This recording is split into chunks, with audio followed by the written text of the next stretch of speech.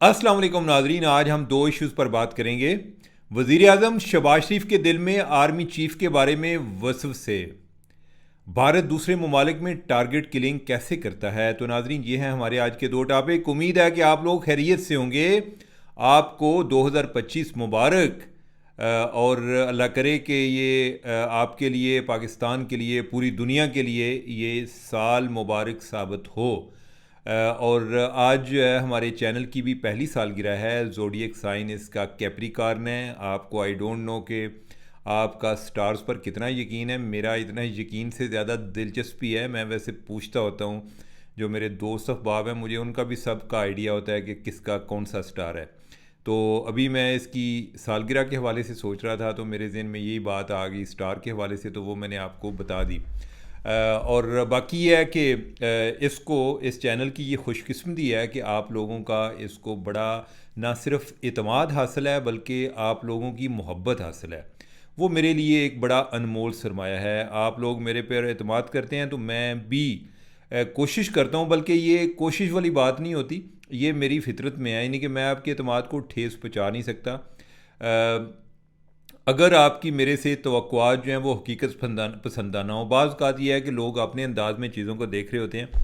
मैं जो एक हक़ाइक़ के मामले में मैं बहुत पर्टिकुलर हूँ। बाज़ औक़ात इसीलिए मेरा जो मज़ाक है वो भी ख़राब हो जाता है कि मैं कोई उसका, मैं कोई दरमियान में कोई तड़का लगाने की कोशिश करता हूँ, फिर मुझे लगता है कि ये बात का गलत मतलब ना निकल जाए, ये इसको सच ना समझ बैठें, तो फिर मैं उसमें भी वजाहतें दे रहा होता हूँ। लेकिन ये जो है हक़ाइक़ के मामले में मैं इस चीज़ पर बिलीव करता हूँ और इसकी मैं प्रीच भी करता हूँ कि हक़ाइक़ हमारे नहीं होते, राय हमारी हो सकती है।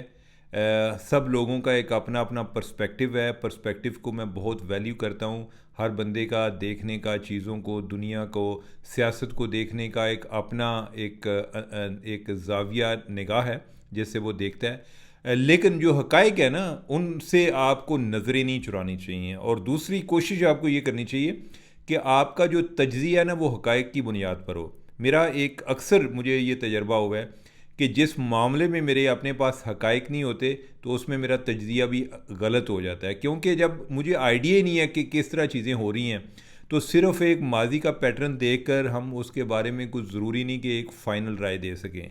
हम ज़्यादा से ज़्यादा एक क़यास राय कर सकते हैं।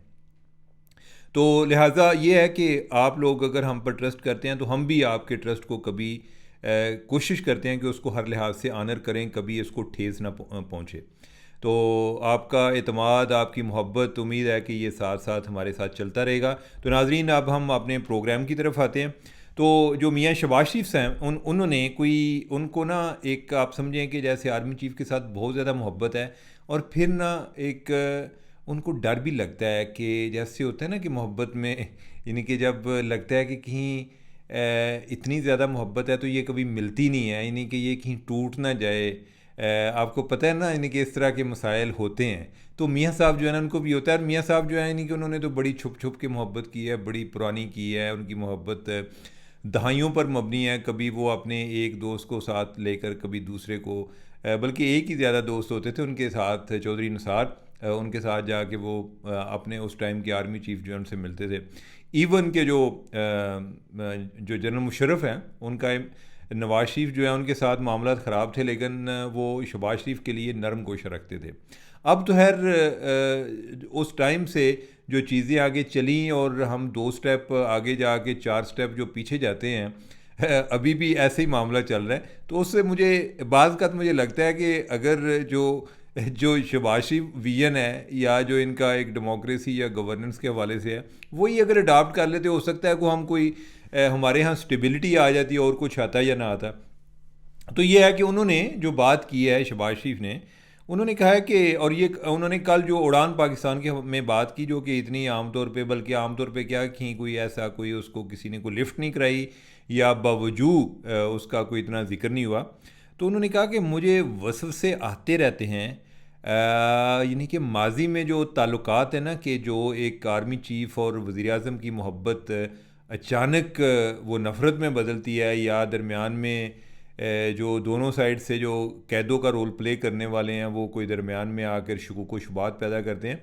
मुझे वैसे एक बंदे ने बताया था, और वो बंदा ख़ुद भी आर्मी चीफ़ रह चुका है। तो उसने कहा था कि असल में ना प्राइम मिनिस्टर और आर्मी चीफ़ के दरमियान इतनी लड़ाई नहीं होती।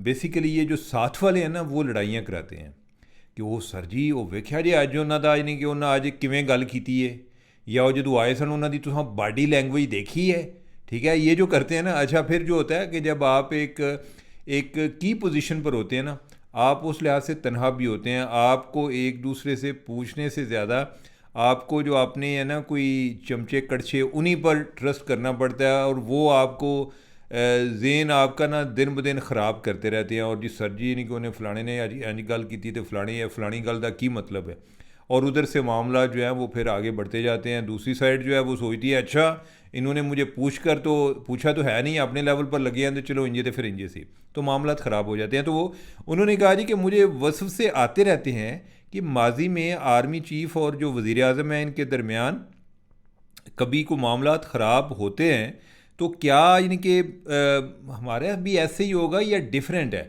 बेसिकली उन्हें वसफ से आते क्यों हैं? उनको ये लगता है कि मेरा जो है ना आर्मी चीफ़ के साथ बहुत ही अच्छा ताल्लुक़ है, बहुत ही जड़ा ना गूढ़ी किस्म की साड़ी जी यारी है, बड़ा प्यार है आपस में।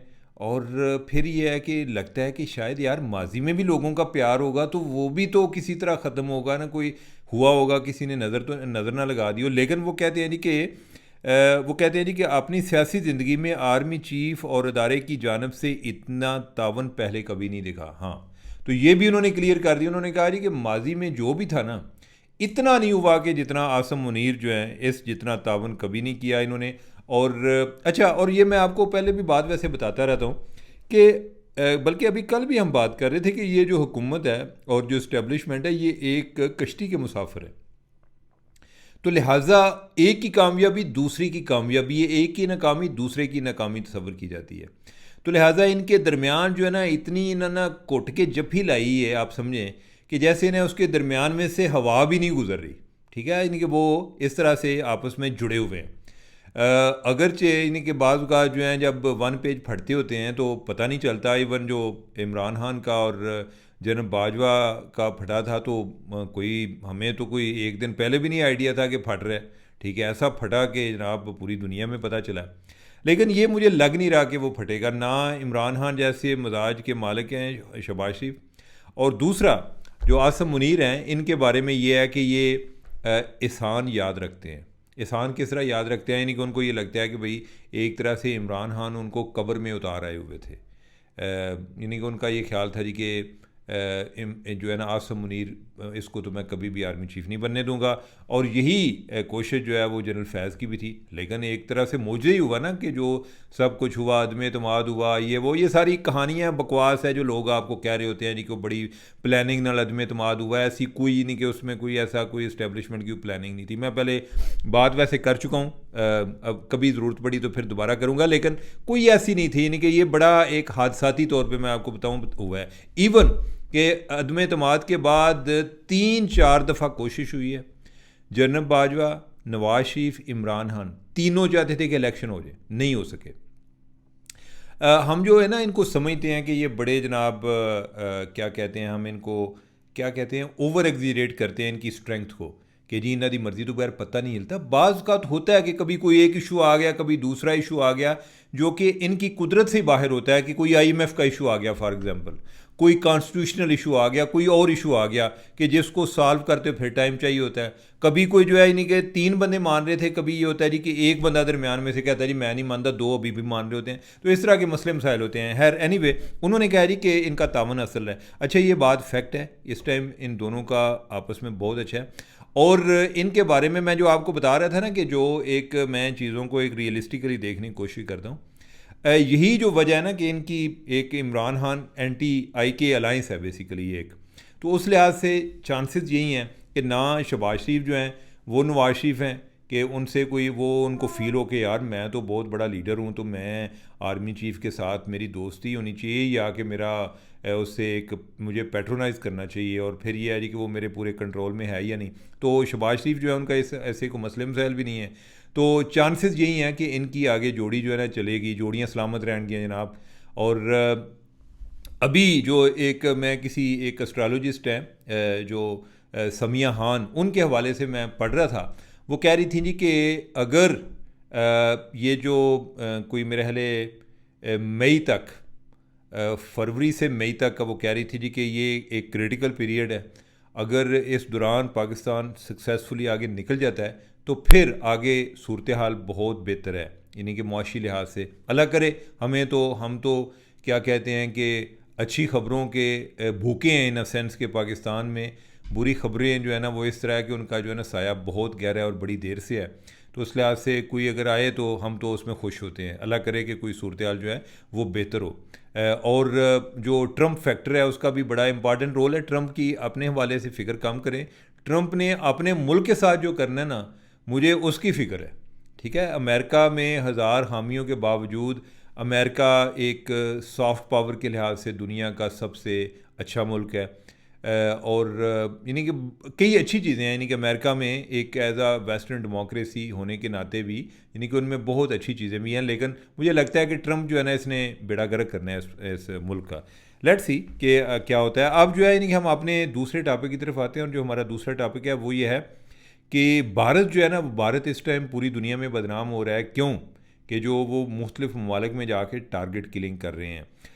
इन्होंने हमारे यहाँ भी शुरू की। इधर को तकरीबन 6 बंदे इन्होंने मारे हैं मुख्तलिफ जगहों पर।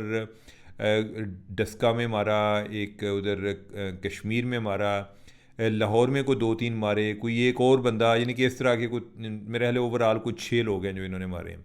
अच्छा, उसके बाद जो इंटरनेशनली जो एक नज़र में आए वो उस टाइम आए कि जब उन्होंने अमेरिका में अटैम्प्ट करने की कोशिश की। कनाडा में उनकी अटैम्प्ट कामयाब होगी। अमेरिका में अटैम्प्ट की, लेकिन उधर जो है वो पकड़े गए। और वो क्या हुआ कि इन्होंने, ये होता ये नहीं था कि भाई ये आमतौर पे ना जो लोग, मैं भी सोचता था पहले जी कि ये कहते हैं जी राह ने वारदात डाली है, तो मेरे जहन में भी आता था कि ये कैसे, यानी कि राह वाले बंदे तो नज़र आ रहे होते हैं। बाद में पता चला कि वो ये नहीं होता कि राह वाले जो है वो कोई अपना कोई कार्ड लेकर आते हैं, यानी कि हम राह से आ गए हैं, यानी कि आप जो है तैयार हो जाए, यानी कि आपका टाइम आ गया तो हमने आपको मार देना है। इस तरह तो होता नहीं है। वो आगे बंदे कल्टीवेट करते हैं। मसलन जैसे कि पाकिस्तान में जो हमारे ओवरसीज़ पाकिस्तानी हैं, ख़ास तौर पे जो यूएई में थे, उनको उन्होंने कल्टीवेट किया कि एक लड़का है, वो आगे कोई 2 और थे, कोई इंडियंस उनके साथ रह रहा था, उनका कोई नेट कैफ़े था, उसमें उनके साथ काम करता था। उसने कहा अच्छा तू किधर दें, तू पाकिस्तान दें। अच्छा यार, हमने तो उधर से एक बंदे से पैसे लेने थे और वो बंदा पैसे नहीं दे रहा, तो अब जो है यानी कि आप तो और तो कोई नहीं हेल्प कर सकते, अब हम उसको मारना चाहते हैं, उसने हमारे पैसे नहीं दिए। ठीक है, हमारे रिश्तेदार हैं उधर और ये भी हमारा रिश्तेदार है, और अगर तुम जो है तुम उसको कर दो तो इतने पैसे हम तुम्हें दरमियान में से दे देंगे। उसको लालच दिया। वो खैर ये है कि वो बंदा जो है वो बाद में पकड़ा गया, और उसने एक शाहिद लतीफ़ है उसका मर्डर किया। और वो शाहिद लतीफ़ जो है वो कोई इंडिया को किसी और काम में मतलूब था कि जब 2016 में जो नरेंद्र मोदी वज़ीर आज़म पाकिस्तान आए थे, तो उसके बाद एक उनकी एयरफोर्स के बेस पर अटैक हुआ था। शाहिद लतीफ़ उसमें मुलव्वस था। तो वो उन्होंने अपना जवाब इस तरह से तराशा हुआ है जी कि ये बंदा जो है इसने पीस को भी सैबोटाज किया है, और ये इसने इंडिया में हमला भी किया आके, और ये बल्कि उसका रिंग लीडर था। तो खैर ये है कि मैं उसको एक इस तनाज़र में बता रहा हूँ कि उन्होंने फिर क्या किया। ये लड़का जो है पकड़ा गया ज़िंदा, और इसने फिर बताया जी कि मुझे किस तरह कल्टीवेट किया गया, मैं उधर किन के साथ रहता था। फिर जो है यानी कि हमारी जो इंटेलिजेंस वाले हैं इन्होंने उधर जाके रेड किया, कोई यूएई वालों से पूछ के किया होगा, वो जो है उधर से बंदे जो है वो आगे भाग गए। बाद में इन्होंने इस पर को प्रेस कॉन्फ्रेंस भी की, काफ़ी इस पर को बातें भी हुई। वो जो है यानी कि इंडिया वाले जो है एक स्टेट ऑफ डिनाइल में थे। लेकिन इसी तरह के मामला जो हैं बाकी जगहों पर भी हुए, ख़ास तौर पे कनाडा का मैंने आपको बताया। इसके अलावा उधर अमेरिका में हुआ। अमेरिका में तो बंदा इनका पकड़ा गया, उधर इन्होंने एक बिजनेसमैन को एंगेज किया, एक पाकिस्तानी नहीं, एक इंडियन बिजनेसमैन था, उसको एंगेज किया एक और सिख को मारने के लिए। ये सिख जो हैं वो ज़्यादातर जो है ना एक सेपरेटिस्ट सिख हैं, यानी कि जो अलहदगी पसंद हैं, और उधर आबाद हैं। बाय द वे इधर पाकिस्तान में भी इन्होंने 1-2 सिख मारे हैं लाहौर में, और वो भी ऐसे ही थे जो अलहदगी पसंद थे और इधर लाहौर में रह रहे थे, वो खालिस्तान तहरीक जो है उसका हिस्सा थे।